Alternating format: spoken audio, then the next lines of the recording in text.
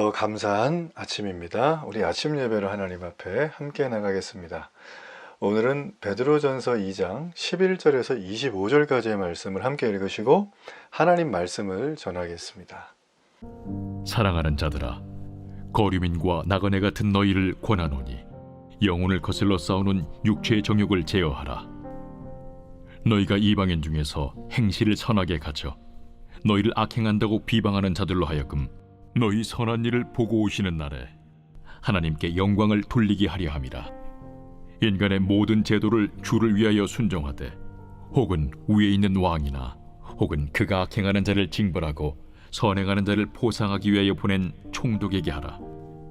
곧 선행으로 어리석은 사람들의 무식한 말을 막으시는 것이라. 너희는 자유가 있으나 그 자유로 악을 가리는 데 쓰지 말고 오직 하나님의 종과 같이 하라. 무사람을 공경하며 형제를 사랑하며 하나님을 두려워하며 왕을 존대하라. 사환들아, 범사에 두려워함으로 주인들에게 순종하되 선하고 관용하는 자들에게만 아니라 또한 까다로운 자들에게도 그리하라. 부당하게 고난을 받아도 하나님을 생각함으로 슬픔을 참으면 이는 아름다우나 죄가 있어 매를 맞고 참으면 무슨 칭찬이 있으리요. 그러나 선을 행함으로 고난을 받고 참으면 이는 하나님 앞에 아름다우니라. 이를 위하여 너희가 부르심을 받았으니 그리스도도 너희를 위하여 고난을 받으사 너희에게 본을 끼쳐 그 자취를 따라오게 하려 하셨느니라. 그는 죄를 범하지 아니하시고 그 입에 거짓도 없으시며 욕을 당하시되 맞대어 욕하지 아니하시고 고난을 당하시되 위협하지 아니하시고 오직 공의로 심판하시는 이에게 부탁하시며 친히 나무에 달려 그 몸으로 우리 죄를 담당하셨으니 이는 우리로 죄에 대하여 죽고 의에 대하여 살게 하려 하심이라. 그가 채찍에 맞음으로 너희는 나음을 얻었나니 너희가 전에는 양과 같이 길을 잃었더니 이제는 너희 영혼의 목자와 감독 되신 이에게 돌아왔느니라. 베드로가 보낸 이 서신을 받았던 당시 소아시아 지역에 흩어져 있는 나그네와 같은 성도들, 자, 그들은 어떤 상황 가운데 직면해 있었을까요? 특별히 2장 오늘 11절부터 3장 중반 부분까지는 특별히 생활 규범에 대한 얘기를 설명해 주고 있습니다. 자, 오늘 본문에는 이 세상 지도자들의 통치에 대한 문제, 순종해야 될까 말아야 될까, 뭐 항거해야 될까, 외면해야 될까, 이런 것들이죠. 그리고 또 노예제도, 심각했죠. 그리고 가부장적인 사회 문화적 배경, 남성 중심의. 자, 어떻게 보면 요즘에도 일어나고 있는 일이지만 그때는 매우 심한 상태였던 그 모습들. 자, 그들은 성도로서 그때의 삶을 어떻게 살아가야 될 것인가, 오늘 바울은 매우 구체적으로 우리들에게 설명을 해주고 있습니다. 자, 먼저 이 다양한 생활 규범을 요약하는 일반적인 명령을 두 가지를 해요. 제일 먼저는 영혼을 거슬러 싸우는 육체의 정욕을 제어하라. 자, 또 하나는 너희가 이방인 중에서 행실을 선하게 가지라 라는 것입니다. 자, 여기 보면 이방인 중에서 행실을 선하게 가지라, 굉장히 힘없는 거죠. 세상이 악한데 얻기 위해서는 뭐 수단 방법 가리지 않는 게 세상이잖아요.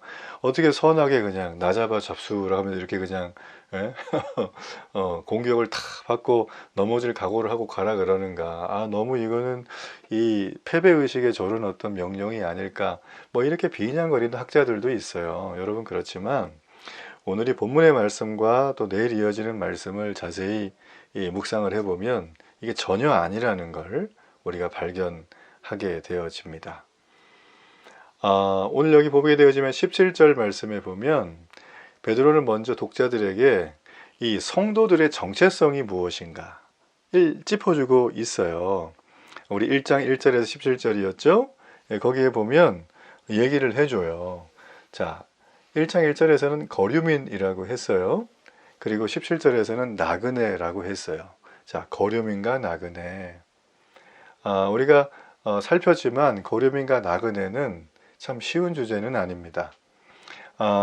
당시에 이 나그네라고 하는 이 성경 헬라어의 원어는 파라이코스라는 단어예요. 자, 이 단어는 고대 사회에서 시민권이 없이 살아가는 외국인을 지칭하는 법적인 용어였어요. 자, 이 파라이코스라는 단어는 파라라는 단어와 오이코스라는 단어가 이게 결합되어 있는 단어인데, 파라는 분리를 나타내는 전치사예요. 그리고 오이코스는 집을 말하죠. 자, 정리하자면 뭡니까? 나그네란 집 없이 한 곳에 머물지 않고 떠돌아다니는 자들을 말하는 거예요. 과객이죠. 자, 이들은 항상 이 떠돌아다녀야 되기 때문에 생활에 필요한 모든 것들이 다 자기 손에 들고 있어야 돼요. 메고 있거나. 자, 그러려고 그러면 굉장히 단촐해야 되겠죠? 아주 심플하게 아주 필요한 것들만 가지고 다닌 거죠. 마치 우리가 캠핑을 갈 때 집에 있는 냉장고, 세탁기 다 들고 가지 않잖아요. 그렇죠? 손빨래하고 빨랫줄 없으면 나무에 말리고 뭐 이렇게 하잖아요. 뭐 불도 지필 때 굉장히 작은 이 가스 버너 같은 걸 사용을 하잖아요. 마찬가지입니다. 이 나그네라고 하는 이 베드로가 얘기하는 성도의 정체성은 나그네입니다. 거류민입니다. 라고 할 때 그 부분은 우리의 삶이 떠돌아다니는, 어디 머물지 않는, 집이 없이 떠돌아다니는 걸 말합니다. 자, 왜 그런가요? 바울은 이 얘기를 할 때 종말론적인 관점을 가지고 얘기를 해줘요. 이 종말이란 얘기는 우리 주님이 오셔서 심판하시는 날을 말하는 거죠. 그때가 되면 내가 지금, 세상이 지금 내가 익히 들었던 모든 경험과 내용과 교육의 내용들이, 그들이 말했던 모든 내용들이 우리 주님 앞에서 심판을 받게 됩니다. 어떤 것든 다 똑같아요. 뭐 돈이 있어야 흥하다, 돈이 나를 지켜주는 거다, 자식은 다 필요 없다. 이게 요즘에 굉장히 우리 중장년층들에게 거의 뭐 율법같이 내려오는 메시지죠. 그래서 죽을 때까지 자녀들에게 유산을 상속하지 말라, 뭐 이거 거의 뭐 불문율처럼 지금 내려오고 있어요. 줄 유산이라도 있으면 좋겠는데, 하여튼간에 중요한 건, 그러니까 세상에서 주는 이 메시지는 지금 우리는 거기에 완전히 이렇게 그냥 확 이렇게 그냥 쪼임을 당하면서 압박을 당하니까 아닌데 아니라고 말을 하기 힘든 상황까지 왔죠. 그러나 주님이 왔을 때는 어떻게 되나요? 그게 아닌 게 다 드러나는 거예요. 예수를 믿는 사람들은 누군가요? 이 아닌 걸 예수님이 오셔서 드러나기 전에 이미 우리는 알아요. 어떻게 해요? 성령이 깨닫게 하시는 거예요. 분별하게 하시는 거죠. 뭘 통해서? 말씀을 통해서. 그래서 우리는 말씀을 날마다 통독해야 합니다. 말씀을 읽지 않은 그리스도인은 그리스도인이 아니에요. 누누이 말씀드려요. 법적으로만 신랑 신부? 근데 같이 살지 않으면 그게 어떻게 부부예요? 그렇죠? 부부는 한 공간에서 같은 시간을 공유해야 되는 거예요. 그렇지 않은데 어떻게 부부가 되겠어요? 뭐 부득이한 경우 있겠지만 성경 바울은 얘기하잖아요. 너희가 뭐 기도하거나 뭐 하는 걸 제외하고는 절대 딴방 생활하지 말라. 합방하라는 거예요. 항상. 누구가요? 부부가. 그 얘기는 우리가 그만큼 중요하다라는 거죠. 마찬가지라는 거예요. 자, 오늘 바울은 이렇게 성도는 하늘의 시민권을 갖고 있는 자라는 얘기를 하기 위해서 우리를 나그네라고 하는 종말론적인 입장에서 표현을 하고 있다는 걸 염두에 둘 필요가 있습니다. 그래서 우리는 나그네니까 우리의 시민권은 하늘에 있으니까 이 땅에 살지만 이 땅은 일시적인 삶이기에 큰 미련을 두지 말라는 거예요. 육체의 정욕을 제어하고 영혼을 소중히 여기라고 오히려 11절에 바울은 말을 해주고 있습니다. 그러나 단순히 육체의 정욕을 제어하는데 목적을 두지는 않아요. 육체의 정욕을 제어하는 데만 빠지면 바로 수도원주의가 되는 거죠. 그죠? 아무도 없는 데 가서 저 광야에서 땅굴 파고 거기서 혼자 앉아가지고 하루 종일 금식하고 물도 안 먹고 그렇게 사는 거죠. 이게 금욕주의죠. 그죠? 육체의 정욕을 제어하면서 내 안에 있는 힘이 다 빠지는 거지, 힘이 빠진다고 해서 우리의 재성이 죽지는 않아요. 그래서 육체의 정욕을 제어하는 거는 금욕주의와 같은 말이 아닙니다. 절대 여러분, 기독교는 금욕주의를 조장하거나 장려하지 않아요. 육체를 제어하는 이유는 아주 간단합니다. 정욕을 거슬러 싸우는 영혼을 돌보고 힘을 보태기 위해서예요. 이해되세요? 육체의 족욕을 이길 힘은 보혈의 능력, 주의 보혈. 그 보혈이 내 영혼을 살렸죠. 그러니까 영혼에게 날마다 배터리 충전을 해주는 게 뭐예요? 예, 충전해주는 게 육체를 제어하는 이유예요. 그래서 우리가 만나야 될 것, 봐야 될 것, 누릴 것들을 조절하는 것입니다. 건강상의 이유도 있어요. 그래서 금욕은 적극적으로 영혼을 키우는 과정이에요. 그럴 때만 가치가 있지 그 이외에는 별 쓰잘데기가 없습니다. 성도는 이 땅에서 나그네 신분을 가지고 살아가죠. 성도는 영원한 하늘나라에서 살아갈 존재이기 때문에 이 땅에서 썩어질 것을 피하고 영원한 영혼을 돌보면서 살아가야 합니다. 자, 바울은 이제 이 당시의 그 법제도, 왕들, 위정자들, 남성 중심의 가부장적인 사회 문화적 배경들, 자, 이런 것들을 얘기하면서 당신들을 이렇게 다스리고 있는 위정자나 왕이나 제도들, 자, 이걸 어떻게 하라고 말을 해주는 그런 부분이 등장해요. 그게 바로 13절에서 17절까지의 말씀이거든요. 바울은 먼저 13절에 이런 얘기를 하죠. 인간의 모든 제도를 주를 위하여 순종하되 라고 되어 있어요. 자, 이게 딱 보면 아니 어떻게 순종을 해? 이런 생각이 들죠. 부당한 제도를 만들거나 이상한 정책을 위반한다거나 사법부를 유린한다거나 이런 것들이 이때나 지금이나 거의 변함없이 일어나고 있죠. 자, 그런데 중요한 건 이런 상황에서 우리가 어떻게 순종을 하겠냐는 거죠. 근데 바울은 순종하래요. 예. 그리고 형제를 사랑하고 하나님을 두려워하라고 권면하고 있어요. 자, 당시의 성도들은 세상 사람들에게 많은 오해를 받고 있었습니다. 이유는 간단해요. 당시에 이방인 출신의 성도들이 이제 회심을 하고 나서 이방인 사회를 살아가잖아요. 근데 이제 이방인 사회의 특징이 뭐냐면 당시에 그 빈번하게 일어나던 종교 행사들이 있었어요. 당시에는 다신교, 범신론 사회였기 때문에 도시를 보호하는 신들이라든지 로마 황제에 대한 경배를 하는 행사들이 아주 비일비재했습니다. 근데 회심을 했기 때문에 이들이 참석을 하지 않는 거예요. 자, 이러한 성도들의 태도는 주변에 있었던 많은 그 이방인들이 성도들을 사회 제도와 안정의 위협적인 존재로 간주하는데 일익을 담당합니다. 자, 이런 의심 때문에 성도들은 사회로부터 박해를 받았어요. 그래서 베드로가 얘기를 하는 거예요. 교회가 사회 질서를 어지럽히는 불순한 집단이라는 의혹을 불식시키라. 그러기 위해서 세상을 향한 성도의 올바른 태도를 말해주고 있는 거예요.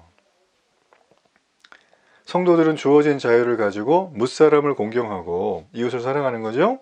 형제를 사랑하고 하나님을 두려워하며 왕을 존대하는 자들이라는 거를 보여주라는 거죠. 그러면서 세상 지도자들을 존중하라고 말하는 것입니다. 참 놀라운 일이죠. 자, 그럼에도 불구하고 이 세상 사람들은 로마 황제의 명령을 거역했다. 성찬 나누는 모습을 보니까 이들이 인육을 먹는 게 아니냐. 이 네로 같은 이 미치광이는 화제를 일으키고 그리스도인이 했다고 아주 그 범인으로 몰아세웠죠. 또 엄청난 비극이 또 있었어요. 자, 이런 상황 속에서 베드로는 성도들에게 말을 하는 거예요. 선행을 하라. 참 쉬운 주제가 아닙니다. 그냥 우리 상황 속에서 선행을 하는 것도 참 쉽지 않은 어려움인데 지금 이들은 오해를 받고 핍박을 받고 목숨의 위협, 목숨이 사라지는 그런 상황 속에서 선행을 권면하는 베드로의 모습입니다. 자, 이렇게 많은 오해와 비방, 박해 속에 선행을 하면 15절 같은 결과가 나타나요. 자, 15절. 곧 선행으로 어리석은 사람들의 무식한 말을 막으시는 것이다. 하나님이 어리석은 자들의 무식한 말을 막고 잠잠하게 할 거라는 거예요. 어떻게 해요? 우리가 선을 행하면. 그러므로 로마서 12장 말씀처럼 악을 이기는 방법은 선입니다. 악은 악으로 이길 수가 없어요. 그래서 원수 갚음, 모든 선악간의 송사는 하나님께 맡기는 거예요. 하나님이 심판자입니다. 자, 끝으로 우리가 이제 살펴봐야 될 부분은 너무 참 흥미롭고 참 어떻게 보면 좀 가슴 아픈 얘기인데 자, 잘 보세요. 우리 18절의 말씀이죠. 사원들아 범사에 두려워함으로 주인들에게 순종하되 선하고 관용하는 자들에게만 아니라 또한 까다로운 자들에게도 그리하라 라고 했어요. 자, 보게 되어지면 그래도 나름대로 이렇게 선하고 잘 대해주는 주인들이 있다면 할만해요. 그죠? 근데 여기 보면 까다로운 자들, 이게 그냥 까다로운인데 원어로 보면 아주 고약하고 나를 인신공격하고 엄청난 피해를 주는 자들까지 한테도 그렇게 하라는 거예요. 그 19절에 보면 부당하게 고난을 받아도 하나님을 생각함으로 슬픔을 참으면 이는 어떻게 된대요? 아름답대요. 와, 참 어떻게 표현을 이런 걸 쓰는지 모르겠어요. 아름답다, 그 은혜롭다라는 말도 되기도 하거든요. 그래서 근데 20절에 보면 네가 스스로 죄가 있어가지고 죄를 져서 매를 맞고 참으면 무슨 칭찬이 있겠냐. 그런 거 하지 말고 선을 행함으로 고난을 받아라. 그리고 이걸 참으면 하나님의 은혜가 세상에 알려지는 것이다. 더 기가 막힌 얘기는 21절이에요. 이를 위하여 너희가 부르심을 받았대요. 정리하자면 뭡니까? 성도는 선행을 행함으로 고난받는 게 우리의 부르심이 되는 거예요. 참, 선을 행하면 좋은 게 와야지. 우리가 왜 그럼 이런 고난을 받아야 되는가? 우리는 이 땅에 나그네로 삽니다. 그렇죠? 이 땅에 소유를 갖지 않아요. 정착하듯이 살지 않아요. 우리는 거류민이고 나그네예요. 여러분, 우리는 나그네이지 방랑자는 아닙니다. 나그네는 집에서 나왔죠? 돌아갈 집이 있어요. 방랑자는 집이 없어요. 그렇기 때문에 나그네랑 방랑자는 다른 거예요.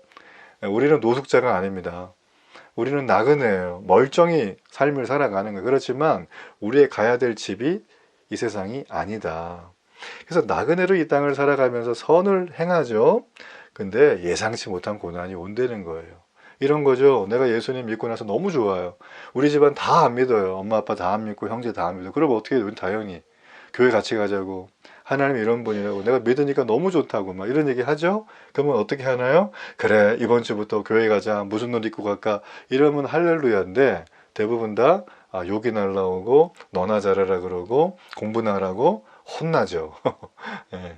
우린 그럴 때 핍박을 경험하면서 이건 뭐야, 고난이 왔다, 이제 이런 생각을 하게 되는 거죠. 자, 그런데 여러분 보세요. 21절, 그리스도도 너희를 위하여 고난을 받았다. 너희에게 본을 끼쳐 그 자체를 따라오게 하려 한다. 자, 그리스도께서 고난을 받으셨대요. 왜 받으셨냐면 우리에게 본이 되시려고. 예수님은 죄가 없지만 욕을 당하셨어요. 그런데 그 욕에 욕으로 대응하지 않으셨어요. 고난 당하셨죠? 위협으로 대응하지 않았죠. 대신에 23절을 보세요. 욕을 당하시되 마태오 욕하지 않고 고난을 당하시되 위협하지 않으시고 오직 공의로 심판하시는 이에게 부탁하시며. 자, 심판하시는 애가 누구예요? 아버지 하나님께 다 부탁하고 맡긴 거예요. 우리에게 본을 보여주신 예수님이 계시기 때문에 우리는 어떻게 해야 됩니까? 선을 행하면서 고난받는 게 당연함으로 알아줘야 되는 거죠. 선을 행하면서 고난을 안 당할 수도 있어요. 그럴 수도 있어요. 그러나 선을 행하면 반드시 고난이 옵니다. 그래서 25절 같은 거죠. 너희가 전에는 양과 같이 길을 잃었더니 이제는 너희 영혼의 목자와 감독 되신 이에게 돌아왔느니라. 우리가 그분에게 돌아왔기 때문에 선을 행하는 것이고 그 선은 그분으로 말미암았기 때문에 세상이 그걸 싫어하니 고난을 받는 거예요. 우리 예수님은 나무에 달려 돌아가셨죠? 나무는 저주의 상징이거든요. 그 나무에 달려 돌아가게 한 장본인이 누구예요? 유대 종교 지도자들이에요. 그들은 너무너무 잘 알았어요. 예수님이 어떤 분인지. 메시아 맞았죠? 근데 그들은 인정하지 않았어요. 모함하고 죽였죠. 세상은 마찬가지입니다. 그리스도인들을 그렇게 생각을 해요. 점점 이 시대는 천국 가야죠 라고 하면 천국을 왜 가야 되는데요? 지옥 가면 안 되니까. 지옥은 왜 안 가야 되는데? 이렇게 물어봐요. 이 시대는 구도의 시대가 아니라 점점 회의의 시대입니다. 그러니 복음을 전하는 게 더 어려워요. 그런데 복음을 전해서 그 복음을 받아들일 사람이 누군지를 우리가 모른다는 게 더 마음 아픈 일이에요. 그렇지만 우리가 해야 될 일은 복음을 전하는 일이다. 이유가 뭘까요? 우리는 바로 이 땅에 이 선행을 행해야 되는 나그네로 부름을 받았기 때문이에요. 이게 우리의 정체성이에요. 여러분, 그러므로 세상 사람들의 비방에 선행으로 응대하길 바랍니다. 선으로 악을 이기길 바랍니다. 심판날에 세상 사람들은 이 성도들이 옳았다는 것을 그때서야 뒤늦게 깨닫고 눈물로 땅을 치며 고백할 거예요. 여러분, 성도는 세상의 얄팍함 속임수가 아니라 하나님 말씀으로 전공법으로 승리하고 영광이 있는 자들임을 믿습니다. 우리 결단의 기도를 하나님 앞에 드립니다. 살아계신 아버지, 오늘도 주님 앞에 나왔습니다. 이 땅에서 선을 행하는 일 절대 놓치지 않고 나의 시민권이 하나님 나라에 있음을 기억하고 나그네와 같은 삶을 더욱 기뻐하며 나에게 허락하신 이 비방당하는 것들, 이 대적당하는 것들을 조금도 뒤로 물러서지 않고 하나님 말씀을 따라 넉넉히 이기는 은혜와 감동이 있게 하여 주옵소서. 예수님 이름으로 기도합니다. 아멘.